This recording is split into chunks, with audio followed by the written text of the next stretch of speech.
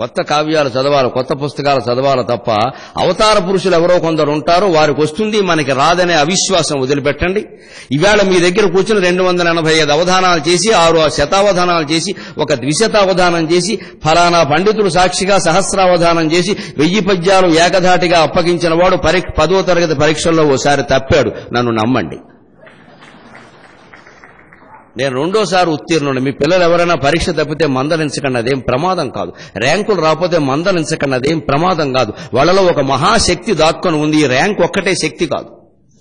ఇందులో మార్కులు రాకపోతే వచ్చే నష్టం లేదు. మూర్ఖత్వం పోవడం ముఖ్యంగానే మార్కులు రావడం ముఖ్యం కాదు. ఆత్మవిశ్వాసం ఒక కారణం, పరమాత్మ విశ్వాసం ఒక కారణం. జీవితంలో గెలుపుకి ఈ రెండే. విజయానికి 6 మెట్లు 7 మెట్లు 26 మెట్లు ఉండవు, 2 మెట్లు. ఒకటి ఆత్మవిశ్వాసం, 2 పరమాత్మ విశ్వాసం. ఈ 2 నీకు చేత కాకపోతే కూడా 2 మెట్లు, తిరుపతి మెట్లు లేదా అన్నవరం మెట్లు. అక్కడ కూర్చుని చెప్పించుకోవడమే, చేసేది ఏం లేదు. అందుకని 16 మెట్ల నూరికే పుస్తకాలు అమ్ముకుందుకు ఉపయోగపడతాయి తప్ప ఆత్మవిశ్వాసం ఉండాలి, నీ మీద నీకు నమ్మకం ఉండాలి, నేను చేయగలను అని. రెండోది మనల్ని పుట్టించిన భగవంతుడి మీద నమ్మకం ఉండాలి. వాళ్ళు పెరగడానికి మెట్లు అయ్యాయట, అంతే నిజమే. ఆ మెట్లు ఎవరికంటే వారికి. నేను ఒకసారి చెవి డాక్టర్ గారి దగ్గరికి వెడితే ఆయన ఏకంగా 3 నెలలకు సరిపడి మందులు రాశాడు. రోజుకు 3 బిళ్ళలు, ఇలాగ 33 90 3 90 270 రాసి. నేను అప్పుడు అడిగా, ఏమంటే దీనివల్ల ఏమైనా ఇంప్రూవ్మెంట్ ఉంటుందా అన్నాడు. 15% ఇంప్రూవ్మెంట్ ఉంటుందన్నాడు. 15% ఇంప్రూవ్మెంట్కి 270 బిళ్ళలా? నాకు సరే ఊరికి మా పెద్ద అబ్బాయి శ్రీశ్రీ ఉన్నాడు, వాడితో అన్నా, ఏం డాక్టర్ గారు వెళ్ళారు, నాన్నగారు వెళ్ళారు కదా, ఏమైందంటే డాక్టర్ గారు బిళ్ళలు రాశారంటే ఏం చెప్పాడు అన్నాడు. 15% ఇంప్రూవ్మెంట్ తప్పకుండా ఉంటుందండి, ఆయన ఇన్కమ్ అండి, మీ చెవి ఏమీ పెరగదని చెప్పాడు. 15% ఆయన ఆదాయం పెరుగుతుంది, మీ శక్తి ఏం పెరుగుతుంది అనుకోకండి అన్నాడు. నువ్వు నాకంటే తెలివైన వాడు రా అనుకున్నాను నేను. అంచేత విజయానికి మెట్లు ఏమిటంటే మెట్లు వారు పెరగడానికి, మనకేం ఉపయోగపడవు. మనకు ఉపయోగపడేవి 2 మెట్లండి. ఆత్మవిశ్వాసం ఉండాలి, మనల్ని పుట్టించిన అమ్మవారి మీద నమ్మకం ఉండాలమ్మా. ఈ 2 మన జీవితంలో కాపాడ చెబుతా. ప్రతి దాంట్లో ఒక సౌకర్యం ఉంటుంది, ఒక అసౌకర్యం కూడా ఉంటుంది. అసౌకర్యాన్ని సైతం సౌకర్యంగా మలుచుకోవడమే జీవితంలో గొప్ప విజయం. Making disadvantage as an advantage. కాలు విరిగింది, డాక్టర్ గారు 3 వారాలు విశ్రాంతి తీసుకోమన్నాడు. అది సుఖమైన అవకాశం. సుఖంగా టీవీ చూడొచ్చు, ఉద్యోగం చేయక్కర్లేదు, ఎక్కడికి వెళ్ళక్కర్లేదు. వెళ్ళాం కాళ్ళ దగ్గర కూర్చుంటుంది. అన్నీ బాగుంటే వాళ్ళు ఎందుకు కూర్చుంటారు? పైగా గంటకు ఒకడు వస్తాడు, 2 యాపిల్ పళ్ళు ఇస్తాడు. బాగుంటే మన ఇంటికి ఎందుకు వస్తాడు? యాపిల్ పళ్ళు ఎందుకు ఇస్తాడు? బోల్డ్ పుస్తకాలు చదువుకోవచ్చు, బోల్డ్ టీవీ చూడొచ్చు, సుఖంగా రామకృష్ణ జపం చేసుకోవచ్చు, ఎక్కడికి వెళ్ళక్కల. ఏమంటే కాలు విరిగింది ఏం చేస్తామన్నారు. అలాగని వెళ్లి కాలు విరగొట్టుకోకూడదు. నీకు మేలు చేసే మాటలు నీకు నచ్చవు చెబితే, నీకు నచ్చే మాటలు నీకు నచ్చుతాయి. కొన్ని మాటలు నచ్చుతాయి. పాపం చేయకుండా ఉండండి అంటే నచ్చదండి. ఎన్ని పాపాలు చేసినా సరే కార్తీక మాసంలో దీపం పడితే సఫా. అబ్బా ఏం చెప్పాడు రా, ఇంతకాలానికి ఈయన ఒకటి చెప్పాడు. వాడికి బుద్ధి లేదు, మనకి మెదడు లేదు. మనం గొర్రెలని దేశాల్లో, గుర్రాలు కాదండి, మనం గొర్రెలు ఎక్కువ ఉన్నాయండి ఇక్కడ. అలా పాపాలు పోతే ఇంకెందుకని కర్మ సిద్ధాంతం ఎందుకు? ఎవరికి పోయింది పాపం? మహానుభావునికి పోలేదు, మనకు పోతుందా అండి? యశోదాదేవి పూర్వజన్మలో అదితి. ఆవిడ దితి గర్భంలో ఉండే శిశువుని 7 ముక్కలు చేయించింది. 7 ముక్కలు మురికి ఆవిడ 6 సార్లు నరికితే 7వ ముక్క వచ్చింది. అంతేగా 4 ముక్కలు అవ్వాలంటే 4 సార్లు నరకక్కల, 3 సార్లు నరికితే చాలు. 6 సార్లు నరికితే 7వ ముక్క వచ్చింది. సరిగ్గా ఆవిడికి పడిన శిక్ష మళ్లీ దేవకిగా ఆవిడ పుట్టిన తర్వాత ఆవిడ కడుపులో ఉన్న శిశువులు 6గురిని చంపాడు కంసుడు. 7వ వాడిని వదిలేశాడు. 7వ వాడే మీకు బలరాముడు, సంకర్షణుడు. ఆయన తప్పించుకున్నాడు. ఎందుకని కర్మ. కశ్యపుడు భార్యకి తప్పలేదు, వసుదేవుడు భార్యకి తప్పలేదు, శ్రీకృష్ణుడు తల్లికి తప్పలేదు. మనకి దీపం పడితే తప్పిపోతుంది. ఏం అజ్ఞానంలో ఉన్నామండి. ఈయన మాటలు మనకి బాగా నచ్చుతాయి. గంగలో మునిగితే చాలు, గోదావరిలో మునిగి, శివ అంటే చాలు, శ్రీశైలం చూస్తే ఏ శైలం చూసినా పాపాలు అనుభవించాల్సిందే. అందులో ఏమీ తేడా. ఇవన్నీ చిత్తశుద్ధి కోసం ఏర్పడినవి. ఈ ఆధ్యాత్మికం కూడా ఇలాగే ఉంది. మనకి నచ్చే మాటలు మనకి మేలు చేయవు, మనకి మేలు చేసే మాటలు మనకి నచ్చవు. ఎవడైనా జ్ఞానం సంపాదించండి, శంకరాచార్య పుస్తకాలు చదవండి, స్వయంగా సాధన చేయండి, మీ జీవితాన్ని మీరు అవన్నీ ఎక్కడ వీలవుతాయండి? ఇవన్నీ ఎందుకంటే ఉపన్యాసంలో మనకి అది లెక్క. అవన్నీ ఏం చెప్పకూడదు. అట్టడుగునుండే మాయలన్నీ తీసుకొచ్చి చెబితే నచ్చుతాయి. మొత్తం ప్రపంచానికి వివాదము, అధర్మము, అది వివాదాస్పదమైన విషయం, గొడవ తీరుతుంది. లంక మొత్తం నాశనమైంది. చివరికి మన జాతి లక్షణం విచిత్రం అండి. నాకు రావణాసురుడు వల్ల లంక నాశనమైందనట్లా సీత పుట్టుకు లంకకి చేటని సామెత పుట్టించారు. సీతాదేవి ఏం చేసిందండి లంకకి అన్యాయం? ఆవిడేమన్నా తెమ్మంది అక్కడ కూర్చుందా? మనకు అదొక ఆడవాళ్ల వల్ల యుద్ధాలు ఏర్పడ్డాయి. రామాయణం భారతం కూడా ఆడవాళ్ల వల్ల ఏర్పడలేదమ్మా, ఆడవాళ్ల మీద వ్యామోహం వల్ల ఏర్పడ్డాయి. ఆ వ్యామోహానికి గురైన వాడిని అనాలి కానీ సీతని ద్రౌపదిని అంటే ఎలాగా? అసలు వాళ్ళు వదిలేసేసి ద్రౌపది అండి, సీత అండి, అందువల్ల వాళ్ళ వల్ల యుద్ధాలు రాలా. వాళ్ళని చూసి వ్యామోహపడమని వాళ్ళు ఏమైనా మెళ్ళలో బొర్రెట్టుకున్నారా? మూర్చిబెళ్ళలాగా నన్ను ప్రేమించు అని ఇప్పుడు పెట్టుకుంటున్నారు. శుభ్రంగా టీషర్ట్ వేసి పైన ఉండే నినాదాలు చూడండి ఎంత ఘోరంగా ఉంటున్నాయి. ఇప్పుడు పెట్టుకుంటున్నారు. మీరు వాళ్ళని అనండి, తప్పులేదు, రెచ్చగొట్టారు. శుభ్రమైన టీషర్ట్ వేసేటువంటి అన్ని కనపడేలాగా పై దాని మీద నినాదం. ఇంకా అవతల వాడు ఎలా అవుతాడు? 18 ఏళ్లవాడు 55 ఏళ్లవాడు మేమే ఆగలేము.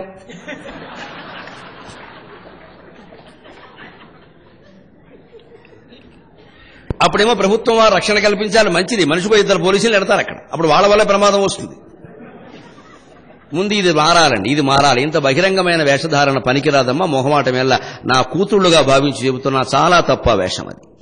ఖచ్చితంగా బయట కప్పుకోవలసిందే. పంజాబీ డ్రెస్ అయినా కొంత సందర్భంగా ఉండేది. ఇదేమిటండి విచిత్రంగా జీన్స్ వేసి టీషర్ట్ వేసి సర్వావయవాలు కనపడేలా ఉన్న తర్వాత అవతల 17 ఏళ్ల కుర్రలకు వ్యామోహం కలగకపోతే తప్పు, కలిగితే తప్పేమిటండి?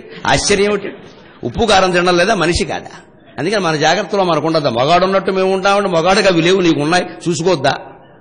ఏం ఆలోచన ఉండద్దా అండి? కనీసంగా అమ్మాయిల్లో మార్పు రావాలమ్మా. ఇది ఆధునికత కాదు, అనేక రకాల ఘోరాలు జరగడానికి మూలం అవుతోంది. దయచేసి ఆలోచించండి. ఓ రంగంలో పెద్దవాడైన వాడిని ఏదో పత్రికల వారో ఏదైనా ముఖాముఖి కాస్త మీ అభిప్రాయాలు చెప్పండి అంటే, ఆ 60-70 ఏళ్ల జీవితంలో కొన్నే చెబుతారని, సంక్షిప్తం కొన్నే ఉంటే. మీకు చింతామణి నాగేశ్వర రామచంద్రరావు గారు చెప్పారు, పత్రికల వారు ఎన్ని కొన్నే చెప్పారు. నిజంగా ఆయన చేసిన పరిశోధనలు 1500 పరిశోధనా పత్రాలు, 150 పైన డాక్టరేట్, సామాన్యమైన విషయం అది. కానీ మన జగత్తులో విచిత్రం గమనించండి. నేను ఏడిచాను నిజంగా. టెండూల్కర్ బొమ్మ ఇంత పొడుగు వేస్తారు పేపర్లో, ఆయన పాదాల దగ్గర ఎక్కడో ఇంత వేసి రామచంద్రరావు గారు కూడా వచ్చింది. కూడా లిస్టులోకి వెళ్ళిపోయాడు పెద్ద మనిషి. నేను అనుకున్నాను ఆయనతో పాటు నీకు ఇవ్వడం కొంప మురిగిందయా. గాంధీ గారు పుట్టినరోజు అంటే లాల్ బహదూర్ శాస్త్రి పుట్టినరోజు వచ్చింది, ఒక్కడ ఆయనకి జెండా పెట్టడం. అందులో కమ్మేశారు. లాల్ బహదూర్ శాస్త్రి గారు వెళ్ళిపోయాడు. ఆ రోజు పుట్టడం ఆయన దౌర్భాగ్యం. లేకపోతే నిజంగా మీవాడు, ఇక్కడికి చెందినవాడు, మహానుభావుడు చింతామణి నాగేశ్వర రామచంద్రరావు గారు ఎటువంటి వాడండి. అయ్యా దండం పెట్టి కోరుతున్న ఒక స్వామీజీ కంటే ఎక్కువగా శాస్త్రవేత్తలను గౌరవించండి, దేశం బాగుపడుతుంది. కాషాయం కట్టినంత మాత్రాన వెనకాల పడకండి, మాయలో పడకండి. చాలా మోసాలు జరుగుతున్నాయి. అడ్డమైన వాళ్ళు కాషాయం కట్టేస్తున్నారు, వెంటనే పీఠం పెట్టేస్తున్నారు. దీనికి అవకాశాలు ఇవ్వకండి. చుట్టూ భక్తుల్లా శిష్యుల్లా చేరకండి దయచేసి.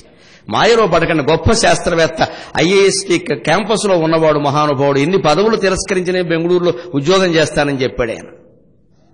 వాళ్ళ శాస్త్రవేత్తలకి, ఆ పరిశోధనలకి గొప్ప ప్రాధాన్యం లభించాలి. యువతరం శాస్త్రీయత మీద దృష్టి పెట్టండి. హేతువాదం అనకండి, నాస్తికత్వం కాదండి, హేతువు మీద దృష్టి పెట్టాలి. తార్కికంగా ఆలోచించాలి. పూర్వం వేదాంతం మాట్లాడేవాళ్ళు వ్యాకరణం నేర్చుకుని, తర్కం నేర్చుకుని వేదాంతం నేర్చుకునేవాళ్ళు.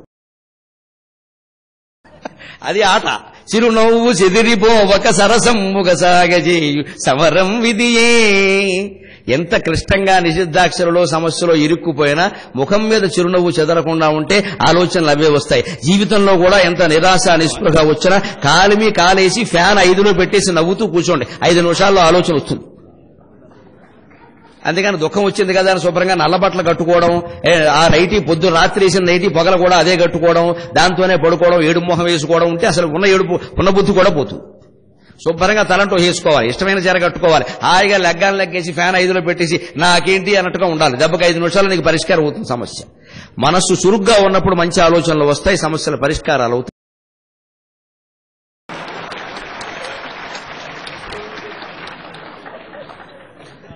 అది కానీ దాంట్లో గంభీరమైన విషయం ఏమిటంటే, పేదరికంలో దరిద్రులైన వాళ్ళందరినీ నారాయణ స్వరూపంగా చూడమని భావనమ్మ. మన సంపదలన్నీ మనంతట మనమే దానం చేసి ధర్మం చేసి తగ్గించుకోవాలి తప్ప అనవసరంగా మిగుల్చుకుని ప్రభుత్వానికి పన్నులు కట్టి ఎందుకు వచ్చిన గొడవ. అదేదో సెల్ఫ్ ఇంపోజ్డ్ ఇన్కమ్ ట్యాక్స్ అంటారు. సంపదలు పెరుగుతున్నప్పుడు మన సంస్కృతి గమనించడం, ధర్మార్థ కామ మోక్షాలు. ధర్మం ఇటుంటుంది, అర్థం కామం చివర మోక్షం. అర్థం పెరిగితే ధర్మంతో మొట్టికాయ వెయ్యాలి, కామవాంఛలు పెరిగితే మోక్షంతో మొట్టికాయ వెయ్యాలి. అందుకే 4 అలా పెట్టే. ధర్మమోక్షాలు పోలీసులు లాంటివి, అర్ధకామాలు దొంగలు లాంటివి. ఇక్కడికి 2 దొంగలు వచ్చారనుకోండి, వస్తారు కళ్యాణం చూడడం కోసం ఒకడొస్తే, కన్న వేయడం కోసం ఒకడొస్తాడు. అందుకని అందరూ అవధానం మోజులో ఉండగా ఎవడు జబ్బో కత్తిరిద్దామని ఒకడొస్తాడు. కానీ దాంతో పాటుగా ఓ ఎస్పీ గారు వచ్చి వేదిక మీద ఉన్నాను, వాడు వెళ్ళిపోతారు, వెంటనే పోలీసులు ఉన్నారు రాబోయే మన పని జరగదని. అలాగా ధర్మమోక్షాలనే పోలీసులతో అర్ధకామాలనే దొంగలను ఎప్పుడూ అదుపులో పెట్టాలి. మనం ధార్మిక కార్యక్రమాల ఖర్చు పెట్టడం ద్వారా అర్థాన్ని మనమే తగ్గించుకుంటే పుణ్యం రూపంలో మనకి మిగిలింది అది ఎప్పటికీ తరగని పుణ్యం అది. అందుకని దరిద్రులకు సేవ చేసి నారాయణ స్వరూపంగా వారిని భావించిన. అందుకే కొన్ని సందర్భాల్లో అన్నదానాన్ని నారాయణ సేవ అంటారు. మామూలుగా అన్నదానం అనరు, నారాయణ సేవ అంటారు. అది దాని గాంభీర్యం. సరే, చమత్కారం సరే నడిచింది కదా. ఉప్పు చూచి భయము ఊరగాయ భయము, ఉప్పు చూచి భయము ఊరగాయ భయము, తీపి తినగ భయము దిష్టి భయము, పుట్టుమత్స భయము పూజలందు భయము, భయము లేనిదొకటే పాప భయము.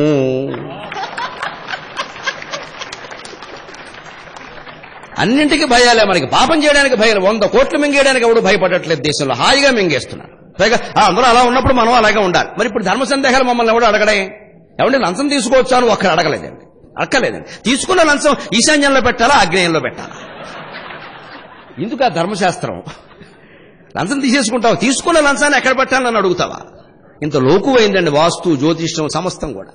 చెప్పేవాళ్ళు అలాగే ఉన్నారు. దయచేసి ఈ మాయాజాలంలో పడకని స్వచ్ఛమైన ప్రవర్తన ఒక్కటే జాతిని మనని కూడా కాపాడేది ఖచ్చితంగా. మనం ఎలా బతుకుతున్నాం? లక్ష్మీదేవిని ఏమన్నారండి? క్షీరసముద్ర రాజతనయాం లోకైక దీపాంకురాం. నీవు సంపాదించే 4 రూపాయలు పాల సముద్రంలోంచి పుట్టాలయ్యా, పాపాల సముద్రంలోంచి పుట్టకూడదు. అది లక్ష్మీదేవి శ్లోకం. ఆవిడ తండ్రి ఎవరు అని బిట్టుకొచ్చిన వేయకూడదు. లక్ష్మీదేవి తండ్రి ఎవరు? పాల సముద్రం, ఉప్పు సముద్రం, తిమ్మ సముద్రం అంటుంది. లక్ష్మీదేవి పాల సముద్రంలో పుట్టిందంటే అర్థం నువ్వు సంపాదించే ప్రతి రూపాయి స్వచ్ఛత నుంచి పుట్టాలి, తప్పుడు మార్గాల నుంచి పుట్టకూడదు. లోకైక దీపాంకురాం. నీ డబ్బు 10 మంది ఇళ్లలో దీపం పెట్టాలి. అంతేకాని ఆ దీపానికి 1 ఒత్తులా 2 ఒత్తులా 3 ఒత్తులా అది ఈశాన్యంలో పెట్టాలా, నా నెత్తి మీద పెట్టాలా? అసలు ఇంట్లో దీపం అంటే వెలుగు కదా. ముందు వెలుగు గురించి ఆలోచించండి. ఎక్కడ పెడితే ఏమిటి? ఇది శ్లోకానికి అర్థం. ఇది మానేసి లోకైక దీపాంకురములో కు 1 రా 1 చివర రకారం 1 ఉంది, అగ్ని బీజం. కాబట్టి 1 ఒత్తే పెట్టాలి. ఒకరు చెప్పిన మాట నేను చెబుతున్నానండి. ఇక్కడ ఉన్నారు పండితులు, చెప్పానండి. రకారం అగ్ని బీజమా? 1 రకారం ఉందా, అందుకని 1 ఒత్తు పెట్టాలి. ఏమిటా లెక్క? ఈ దరిద్రంలోకి తీసుకెళ్లకూడదండి ఆధ్యాత్మికతని. దేశం చూస్తోంది ఇవాళ అవినీతి రహితమైనటువంటి పక్షం కోసం, ప్రజల కోసం చూస్తోంది. రాజధానిలో వేసినట్టే మనం కూడా ఖచ్చితంగా అవినీతిని తిరస్కరించి నీతికి నిలబడతారన్న వాళ్ళకే వెయ్యాలంతే. ఎవడు వస్తాడు ఎవడు రాకపోతాడు తర్వాత తెలుసుకుంటా. ఢిల్లీలో జరిగే రాజకీయం గమనించండి. ఎవ్వరికీ నేను మద్దతు ఇవ్వాలని చెప్పాడు ఆ మహానుభావుడు. ఇస్తే ఓడిపోయినట్టేనండి ఖచ్చితంగా. అదేదో చాకచక్యం అనుకోవద్దు. అలాంటి చాకచక్యాల రాజకీయాల వల్లే ఓడిపోయింది. మళ్లీ ప్రజల దగ్గరికి వెళ్లవలసిందే. ప్రజలు ఖచ్చితంగా ఒక పక్షానికి ఇచ్చే వరకు ఎన్నికలు జరగాల్సిందే. ప్రజల తెలివి కూడా పెరగాలి ప్రజాస్వామ్యంలో ఖచ్చితంగా. అంటే అలాగే జరగాలి. మద్దతు ఇవ్వద్దు ఎవరికి. ఏదో పక్షాన్ని మీరు ఎన్నుకోవాలి, మీ బాధ్యత. లండన్ లో, యూరోప్ లో ఎన్నికలు జరిగితే 60% ఓట్లు వస్తే కానీ వాళ్ళు రాజ్యానికి రారు. రాకపోతే మళ్లీ ఎన్నికలు జరుపుతారు. అందుకని 1 ఓటుతో గెలవడం ఎక్కడ ఉండదండి అది. అలాంటి రాజ్యం మనం ఏర్పరచాలి. అందుకని శివుడికి స్వాగతం చెబుదాం. అయ్యా చదువు.